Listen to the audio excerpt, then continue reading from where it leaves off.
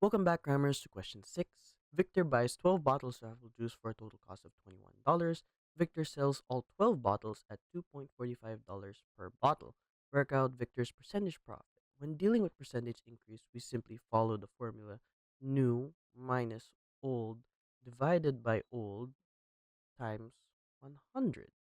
So the new value is 12 times 2.45 because we have to find the total minus the old, which is $21, divided by 21 times 100.